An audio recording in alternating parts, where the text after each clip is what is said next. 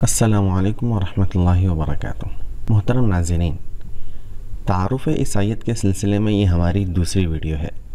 پچھلی ویڈیو کے اختتام میں ہم نے مذہب عیسائیت کی مشہور اصطلاحات یعنی باپ، بیٹے اور روح القدس کی حیثیت کے بارے میں پائے جانے والے اختلاف کے متعلق بتلایا تھا۔ ایک گروہ کے مطابق ان تینوں یعنی باپ، بیٹا اور روح القدس میں سے ہر ایک بذات خود بھی ویسا ہی خدا ہے جیسا کہ تینوں کا مجموعہ خدا ہے۔ دوسرے گروہ کے بقول باپ، بیٹے اور روح القدس میں سے ہر ایک الگ الگ خدا تو ہیں لیکن مجموعہ خدا سے کمتر ہیں۔ تیسرا گروہ کہتا ہے کہ باپ، بیٹا اور روح القدس الگ الگ خدا نہیں بلکہ صرف تینوں کا مجموعہ ہی خدا ہے۔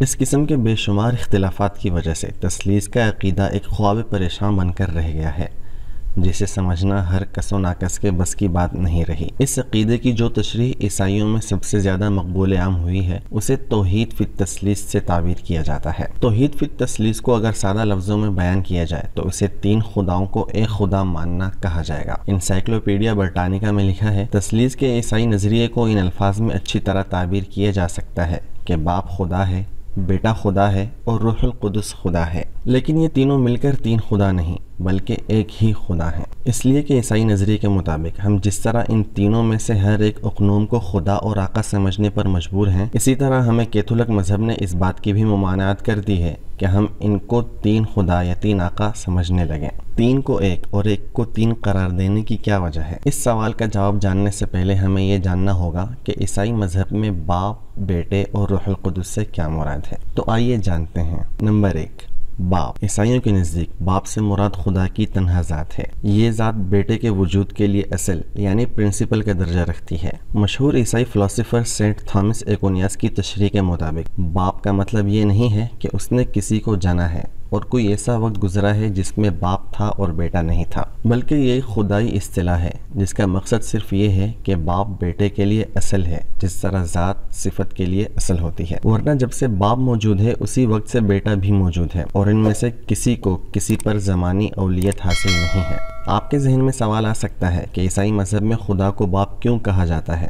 اس کا جواب الفریڈ ای گاروے نے ان الفاظ میں دیا ہے۔ خدا کو باپ کہنے سے کئی حقائق کی طرف توجہ دلانا مقصود ہے۔ ایک تو اس بات کی طرف اشارہ کرنا ہے کہ تمام مخلوقات اپنے وجود میں خدا کی محتاج ہیں جس طرح بیٹا باپ کا محتاج ہوتا ہے۔ دوسری طرف یہ بھی ظاہر کرنا ہے کہ خدا اپنے بندوں پر اس طرح شفیق اور مہربان ہے جس طرح باپ اپنے بیٹے پر مہربان ہوتا ہے۔ نمبر 2، بیٹا۔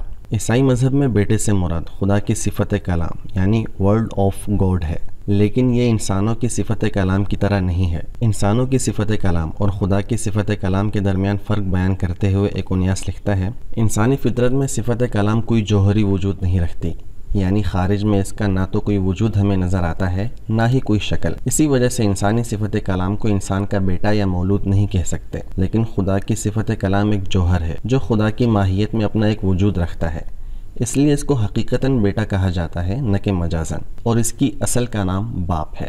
عیسائی عقیدے کے مطابق خدا کو جس قدر معلومات حاصل ہوتی ہیں وہ اسی صفت کے ذریعے سے ہوتی ہیں، اور اسی صفت کے ذریعے خدا نے تمام چیزوں کو پیدا کیا ہے۔ یہ صفت باپ کی طرح قدیم اور جاودانی ہے۔